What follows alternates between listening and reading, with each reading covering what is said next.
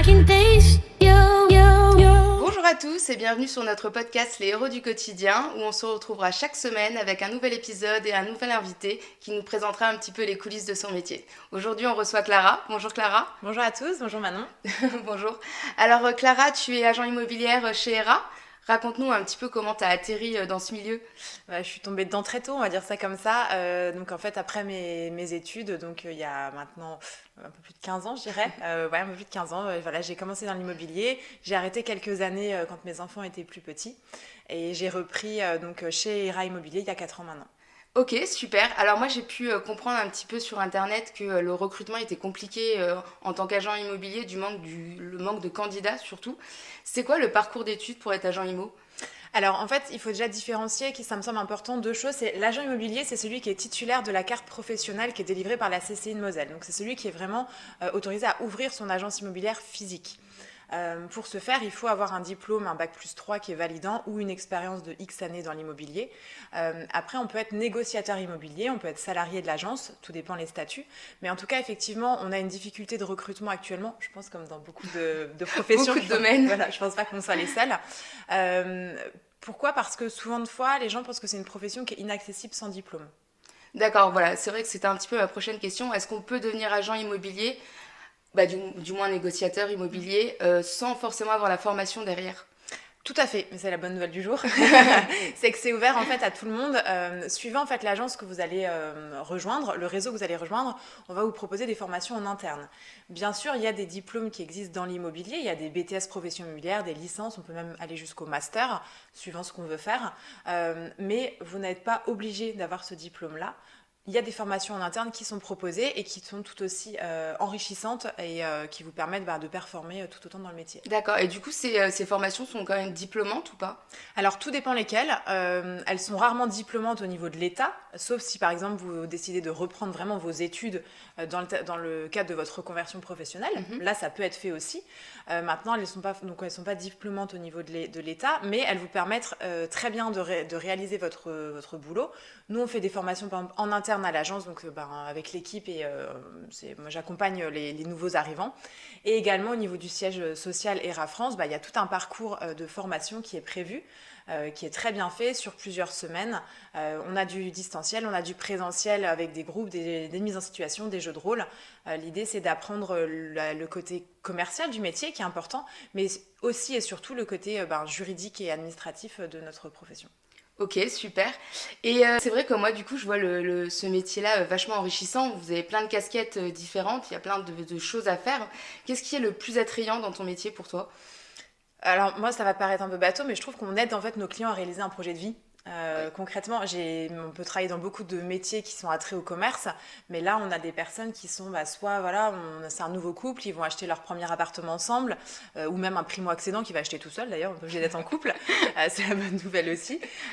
Ou alors, on va accompagner aussi des personnes dans le cadre d'une séparation, d'un divorce, c'est des moments plus douloureux dans le cadre d'un décès, et je trouve que c'est vraiment ce côté humain du métier qui est hyper intéressant.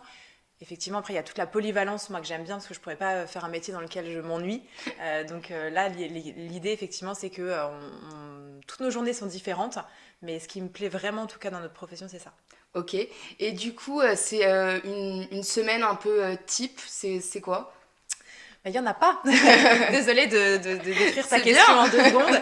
Non, en fait, l'idée, c'est qu'effectivement, vous pouvez très bien, par exemple, ce matin, moi j'étais à l'agence, j'ai fait de l'administratif, j'ai préparé un compromis de vente, j'ai rédigé un autre mandat. Aujourd'hui, on est là toutes les deux après. Cet après-midi, je vais faire un reportage photo vidéo d'un appartement. Ensuite, j'enchaîne avec une estimation d'une maison. Vraiment, tout est différent en fait. On a beaucoup de missions, qu'elles soient du côté donc en amont, vraiment estimation d'un bien, rendu d'estimation. Il y a toute une partie négociation et il va y avoir aussi après la partie communication. Vraiment, il va falloir tout préparer pour commercialiser le bien. La partie négociation côté acquéreur et toute la partie, comme on en parlait tout à l'heure, administratif et juridique du métier. Ouais, c'est vraiment un métier où on ne s'ennuie pas en fait. Exactement, ouais. C'est bien ça. C'est bien pour les hyperactifs comme moi aussi. Et du coup, quelles sont, on va dire, les qualités primordiales qu'il faut pour être, du moins, un bon agent immobilier ? Je pense que c'est important d'être organisé déjà. C'est la première des choses. Alors l'organisation peut s'apprendre, l'organisation du métier, mais je pense que quelqu'un qui va dans tous les sens à la base, il va falloir se canaliser. À l'inverse, c'est un peu paradoxal parce qu'il faut aussi vraiment avoir une super motivation, être vraiment persévérant. Ouais, c'est un métier de passion. Exactement. Alors après, on peut tomber dedans plus tard dans la passion, mais en tout cas, effectivement, il ne faut pas compter ses heures, il ne faut pas se dire que c'est un métier dans lequel on va travailler 4 heures par jour et super bien gagner sa vie à la fin du mois. Si vous trouvez un métier où on fait ça, dites-le moi, parce que je pense qu'on sera tous On preneurs. signe tous. Voilà, on sera tous preneurs de l'info. Mais en tout cas, voilà, c'est important, je pense, d'être organisé, d'être persévérant. Le travail en équipe, en tout cas pour notre agence, c'est hyper important. Je pense que ça va Ouais, dépendre c'est un travail d'équipe plutôt qu'individuel. Alors, beaucoup chez nous. Après, ça va dépendre vraiment des structures dans lesquelles vous êtes. Mais en tout cas, oui, chez ERA Immobilier à Metz, là, nous, l'idée, c'est toujours ça, c'est d'être toujours ensemble, de s'aider, de s'entraider. Et c'est ce qui fait aussi la force de l'agence et de l'équipe. Ouais. Ok. Et du coup, actuellement, par exemple, toi chez ERA, tu recrutes? Oui, oui. Non, alors on recrute effectivement. À savoir que dans l'immobilier, surtout pour la transaction, parce que nous on est spécialisé en transaction, donc c'est l'achat et la vente de biens immobiliers. On ne fait pas de location, pas de gestion et pas de syndic. Vous avez principalement 2 statuts. Le statut soit de salarié, donc là vous avez un fixe qui est assez basique et ensuite vous avez vos commissions. Et ensuite vous avez le statut qui est le plus répandu dans la transaction, c'est agent commercial. En fait, vous êtes comme à votre compte, mais vous travaillez sous mandat avec l'agence qui vous permet d'exercer la profession sous couvert de la carte professionnelle de l'agence. Donc, vous êtes habilité après par la CCI également. Et donc, du coup, à ce moment-là, vous percevez des commissions en fonction de vos ventes, exactement. Et la bonne nouvelle, c'est que c'est pas plafonné. Donc, ce qui vous permet, ça va de pair avec votre motivation et votre détermination. Plus on travaille, plus on gagne. Exactement, t'as tout compris. Et du coup, alors, est-ce que le permis est indispensable pour faire ce métier? Alors, je dirais pas obligatoire, mais indispensable, ça me semble vraiment important. Vous pouvez bien sûr, si vous travaillez sur Metz Intramuros, vous pouvez travailler en métis ou autre, mais à un moment donné, vous allez quand même perdre du temps. Déplacer Je suis désolée pour les écolos, voilà. Mais effectivement, on peut le faire, on peut travailler en métis, en transport en commun, mais on risque de perdre quand même en efficacité au niveau des timings, au niveau des agendas. Ok. Et du coup, je vois que maintenant, il y a de plus en plus, on va dire, les outils informatiques qui se greffent, les visites virtuelles, tout ça. Est-ce que du coup, faut être un crack en informatique ou si on a quelques bases, ça suffit? Heureusement que non, sinon je pourrais pas être là. Non, alors il faut avoir effectivement, comme tu dis, quelques bases, ça me semble vraiment important. Après, c'est toujours pareil, nous on vous accompagne à l'agence, on vous apprend, on vous explique les outils, mais les logiciels métiers sont très intuitifs. Même là pour faire les visites virtuelles, c'est assez intuitif. Je veux dire, il faut pas avoir de bac plus 5 en informatique pour réussir. Mais voilà, les bases c'est bien et après le reste on les aide. Ok, super.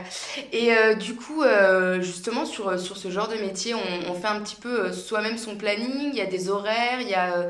Comment ça fonctionne? Je suppose que les 2 casquettes des 2 métiers font qu'il y a une différence. Alors oui, parce que quand vous êtes salarié, forcément, on va vous demander de respecter des horaires, ce qui paraît logique. Mais de l'autre, si vous voulez quand même aussi faire des ventes, des fois, il faut sortir de ces horaires-là en parallèle. Et pour le statut d'agent commercial, qui est quand même le plus répandu, comme je disais tout à l'heure, sur la transaction immobilière, là, le gros avantage, c'est que vous êtes vraiment autonome et vous êtes libre de vos plannings. Okay. Donc, ce qui veut dire que pour une maman, par exemple, moi, c'était le cas quand j'étais négociatrice avant d'être responsable de l'agence, c'était pratique. Moi, je savais que tous les jeudis, hop, j'allais chercher mes enfants à 15h30 à l'école et puis voilà. Ouais, tu pouvais faire ton planning exactement. En fonction de ton quotidien, quoi. Et à l'inverse, parfois, souvent d'ailleurs, je travaillais tous les samedis, toute la journée. Mais voilà, on a un planning qui est adaptable, on est autonome et ça, c'est aussi la force de notre job. Et est-ce qu'il y a un jour où il y a plus de visites ou un horaire où il y a plus de visites que... Peut-être le samedi plus que le lundi matin. Mais il y a quelques années, je t'aurais dit oui, le samedi sans hésitation. Maintenant, je suis beaucoup plus nuancée parce que les gens télétravaillent, les gens ont des plannings, des RTT de plus en plus, des congés, etc. Et on s'aperçoit quand même qu'on fait beaucoup de rendez-vous en semaine. Ce qui il y a même 10 ans, c'était impossible. Enfin, il y a 10 ans, le samedi était full du matin au soir. Merci le Covid. Et voilà, exactement. Je pense que ça a bien aidé aussi, ça a démocratisé tout ça. Donc voilà, le samedi reste une journée forcément importante, les soirs aussi, mais vraiment de plus en plus on a beaucoup de rendez-vous en journée et donc ça permet aussi d'avoir certains soirs un petit peu plus light ou des samedis un peu moins chargés aussi pour pouvoir équilibrer vie pro et vie perso. Super. Bon en tout cas merci Clara de nous avoir plongé dans les coulisses du métier d'agent immobilier. On espère qu'on vous a motivé à aller dans ce secteur et puis si vous recherchez dans la région de Metz, du coup voilà, vous avez pu comprendre que l'entreprise ERA recrute, donc n'hésitez pas à contacter Clara. Merci. Merci à tous, au revoir.